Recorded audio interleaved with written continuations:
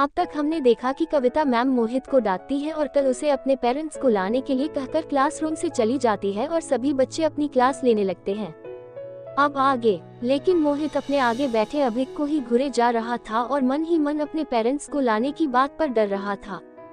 लगभग 5 मिनट बाद ही अभिक की केमिस्ट्री क्लास ओवर हो जाती है। केमिस्ट्री क्लास ओवर होते ही कविता मैम इंग्लिश ग्रामर वाले टाइम पीरियड में क्लास में आकर स्टूडेंट्स के लिए गए सरप्राइज टेस्ट की आंसर शीट देती है, जिस पर उन सभी के नंबर लिखे थे।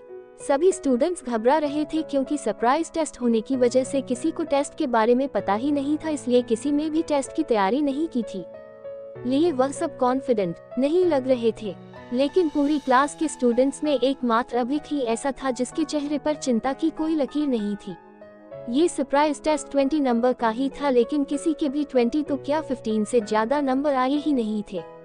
सभी उदास सी शक्ल लिए अपने नंबर देख रहे थे। तभी कविता मैम अभिक का नाम लेती है तो स्टूडेंट्स ज्यादा रिएक्ट नहीं करते, क्योंकि जब उनकी क्लास के अच्छे पढ़ने वाले बच्चों के भी कम 15 से कम नंबर थे तो अभिक तो एक नॉर्मल स्टूडेंट था और शायद उसने इतनी जल्दी टेस्ट किया था तो किसी को यकीन ही नहीं हो रहा था कि अभिक के नंबर ज्यादा आ सकते हैं। लेकिन अभिक कविता मैम के अपना नाम लेने पर फुल कॉन्फिडेंस में सभी के बीच से होकर कविता मैम के पास जाता है। कविता मैम भी अभिक के नंबर और उसका कॉन्फिडेंस देखकर हैरान थी। तभी अभिक कविता मैम के पास पहुंच जाता है। कविता मैम अभिक की शीट क्लास को दिखाते हुए बोली, क्लास देखो ये अभिक की शीट है। लेकिन कविता मैम की बात सुनकर भी कोई उनकी तरफ ध्यान नहीं देता, क्योंकि उन्हें लग रहा था कि अभिक को तो एक बड़ा सा 0 ही मिला होगा। लेकिन तभी उन्हें कविता मैम की रोबदार आवाज आती है, तुम लोगों के इसी एटीट्यूड की वजह से तुम्हारे नंबर कम आते हैं, क्योंकि टीचर्स की बात तो तुम लोग सुनते नहीं हो, बस अपनी बातों में ही लगे रहते हो। यहाँ तुम लोग बात करने आते हो या पढ़ाई करने? मुझे तो लगता है कि तुम लोग यहाँ बात करने ही आते हो। अगर पढ़ाई करने आते तो आज के टेस्ट रिजल्ट इतने खराब नहीं होते। पूरी क्लास में बस एक शीट चेक करते समय मुझे लगा कि इस पूरी क्लास में कोई तो है जो पढ़ता है, बाकी सब तो बातें ही करते रहते हैं। कविता मैम की डांट सुनकर सभी स्टूडेंट्स सीधे और चुप होकर बैठ जाते हैं। सभी स्टूडेंट्स को चुप देखकर कविता मैम एक गहरी और लंबी सांस लेकर अभिक की शीट फिर क्लास के स्टूडेंट्स को दिखाते हुए बोली, सीखो तुम लोग अभिक से कुछ। उसने पूरा टेस्ट बस 5 मिनट में कर दिया था और इसकी राइटिंग भी एकदम नेट एंड क्लीन थी और अभिक के 10 के 10 क्वेश्चन के आंसर बिल्कुल ठीक थे, कहीं कोई गलती नहीं थी, इसलिए अभिक को फुल मार्क्स मिले हैं, 20 आउट ऑफ 20। कविता मैम की ये बात सुनकर तो पूरी क्लास सदमे में ही चली जाती है। बस एक तुषार ही था जो अभिक के नंबर देखकर खुश था। अभिक क्लास का एक नॉर्मल स्टूडेंट था और उसने क्लास के टॉपर को भी पीछे छोड़ दिया और खुद फर्स्ट आ गया। कविता मैम सभी के एक्सप्रेशन देखकर अभिक से बोली, well done Abhik, keep it up, I am proud of you. इतना कहकर कविता मैम अभिक की पीठ थपथपाकर क्लासरूम से चली जाती है और सारी क्लास सदमे में ही रह जाती है। अभिक भी सभी के एक्सप्रेशन देखकर मुस्कुराकर अपनी शीट अपने हाथ में लेकर अपनी सीट पर जाकर बैठ जाता है। अभिक के बैठते ही तुषार उसके पास आकर उससे पूछता है, भाई यार तेरे इतने अच्छे नंबर कैसे आ गए? मेरे तो बस 12 ही आए हैं। तुषार की बात सुनकर अभिक बोला, मुझे जब भी समय मिलता है मैं पढ़ लेता हूँ, क्योंकि मुझे जल्द से जल्द अपने पैरों पर खड़ा होकर माँ की परेशानियाँ दूर करनी है। मेरा माँ के अलावा इस दुनिया में कोई नहीं है और मुझे अब अपनी माँ को काम करते देखकर अच्छा नहीं लगता। एक लंबी सांस लेकर अभिक फिर बोला, इसलिए मैं पढ़कर किसी अच्छे से कॉलेज में अपने दम पर एडमिशन लेना चाहता हूँ, ताकि जल्दी पढ़ाई करके कोई काम कर सकूं। अभिक की बात सुनकर तुषार अभिक को हिम्मत देते हुए बोला, मुझे तुझ पर पूरा यकीन है, तू कर लेगा। तुषार की बात सुनकर अभिक मुस्कुरा देता है, जिसके बाद उनकी क्लास में फिजिक्स टीचर आ जाते और फिजिक्स की क्लास स्टार्ट हो जाती है। फिजिक्स क्लास के बाद कंप्यूटर क्लास लगती है और फिर बाद में छुट्टी हो जाती है। अभिक क्लासरूम से अपना बैग लेकर तुषार के साथ स्कूल से घर के लिए निकल जाता है, जहां रास्ते में अभिक और तुषार मोहित के बारे में बात करते जाते हैं। जहां कुछ देर बाद अभिक और तुषार अपने अपने घर के लिए निकल जाते हैं।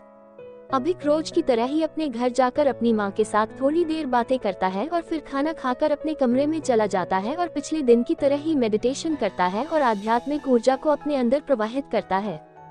आज अभिक को कल के मुकाबले थोड़ा कम दर्द होता है और उसके शरीर से निकल रहे तरल की बदबू भी कल के मुकाबले कम होती है। लगभग 2 घंटे के मेडिटेशन के बाद अभिक ध्यान से उठकर अपने कमरे से उस अपशिष्ट तरल की साफ सफाई करता है और नहाने चला जाता है।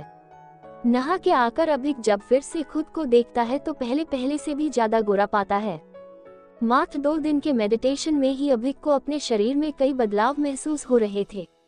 जैसे अभिक का रंग दिन प्रतिदिन और भी ज्यादा निखरता जा रहा था और उसको अपनी बॉडी भी स्ट्रॉन्ग होती हुई महसूस हो रही थी और अभिक को अपने शरीर के अंदर एक नई ऊर्जा की अनुभूति हो रही थी।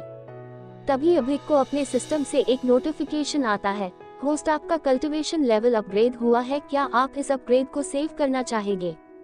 सिस्टम की नोटिफिकेशन सुनकर अभिक सिस्टम से बोला, yes system, save the upgrade level. अभिक का ऑर्डर सुनकर सिस्टम कल्टीवेशन अपग्रेड लेवल को सेव कर लेता है। सिस्टम के डेटा को सेव करते ही सिस्टम एक बार अभिक से फिर बोला, होस्ट आपका कल्टीवेशन लेवल इक्वल्स 1 पूरा हुआ। अब आपका कल्टीवेशन लेवल इक्वल्स 2 स्टार्ट होगा, जिसमें आपको डेली कल्टीवेट और मेडिटेट करने के साथ साथ हर्बल मेडिसिन का यूज करके अपना कल्टीवेशन लेवल को बढ़ाकर अपने चक्रों को एक्टिवेट करना होगा। सिस्टम की आवाज सुनकर अभिक बोला, सिस्टम कल्टीवेशन और मेडिटेशन तक तो ठीक था, लेकिन अब ये हर्बल मेडिसिन क्या है? अभिक की बात सुनकर सिस्टम बोला, होस्ट जो आपने मेडिसिन की बुक सेव की थी उसमें ही हर्बल मेडिसिन बनाने की विधियां हैं, जिन मेडिसिन से आपको अपना कल्टीवेशन लेवल बढ़ाने में आसानी होगी और आप इन विधियों से किसी बीमारी के लिए मेडिसिन भी बना सकते हैं। सिस्टम की बात सुनकर अभिक बोला, ओके सिस्टम, मैं समझ गया, अब मुझे नींद आ रही है, मैं सोने जा रहा हूँ और तुम भी स्लीपिंग मेड पर जा सकते हो। अभिक की बात सुनकर सिस्टम बोला, host good night, sleeping mode is activated. बोलकर सिस्टम के अंदर से एक टिंग टिंग की आवाज आती है और सिस्टम स्लीपिंग मोड पर चला जाता है। सिस्टम को स्लीपिंग मोड पर लगाकर अभिक भी सोने चला जाता है। स्लीपिंग मोड इक्वल्स यह एक ऐसा फंक्शन है जिसमें एआई कुछ समय के लिए रेस्टिंग मोड पर चला जाता है। वैसे तो सिस्टम्स या एआई को आराम की कोई जरूरत नहीं होती, लेकिन यह एक खुद तरह का एआई है जिसे ना तो पावर सप्लाई की जरूरत होती है और ना ही रिचार्ज की, क्योंकि यह एआई ह्यूमन बॉडी और माइंड से कनेक्टेड होता है और इसमें स्लीपिंग मोड इसलिए लगाया जाता है ताकि यह अपने डेटा को सेव कर सके और खुद की प्रोग्राम को सेल्फ बूस्ट कर सके। Closing parenthesis. अगले दिन सुबह का वक्त। अभिक सो के उठकर नहाकर रोज की तरह ही स्कूल के लिए तैयार हो रहा होता है, जहां अनिता जी रसोई घर में काम कर रही होती है। तभी अभिक अपने कमरे से निकलकर बाहर आकर अनिता जी से बोला, माँ मेरा नाश्ता। अनिता जी अभिक की आवाज सुनकर रसोई घर से ही बोली, बेटा बस 2 मिनट रुक जा, अभी ला रही हूँ। अनिता जी की आवाज सुनकर अभिक आंगन में पड़ी चारपाई पर बैठ जाता है और अनिता जी नाश्ता बनाने लगती हैं। करीब 2 मिनट बाद ही अनिता जी नाश्ता बनाकर अभिक के पास ले आई थी। अनिता जी अभिक को नाश्ता देते हुए जैसे ही अभिक को देखती है तो हैरानी से अभिक से पूछती है, अभिक अब तुझे कौन से वैद्य जी मिल गए? अभिक अनिता जी की बात सुनकर असमंजस से अनिता जी को देखकर बोला, क्या? अभिक का जवाब सुनकर अनिता जी अपनी बात दोहराते हुए बोली, अब तुझे कौन से वैद्य जी मिल गए? ये दिन पे दिन तेरा रंग इतना गोरा होता जा रहा है। जितना सुंदर तू इस समय है ना, इतना सुंदर तो तू पैदा होने के बाद भी नहीं लग रहा था, बल्कि हमारे गांव की किसी लड़की का रंग भी तेरे जैसा नहीं होगा। तू मुझे जरा समझाएगा कि ये क्या चल रहा? अनीता जी की बात सुनकर अभिक परेशान हो जाता है। वह अपनी माँ से झूठ बोलना नहीं चाहता था, लेकिन वह उन्हें सच भी नहीं बता सकता था। अब क्या होगा आगे? अब क्या बहाना बनाएगा अभिक अपने रंग को लेकर अपनी माँ और तुषार से? क्या मोहित सच में अपने पेरेंट्स को लाएगा कल स्कूल? अपने इन्हीं सभी सवालों के जवाब जानने के लिए देखते रहिए द मिस्टीरियस मैन, सिर्फ आपके अपने YouTube channel fantasy story world पर।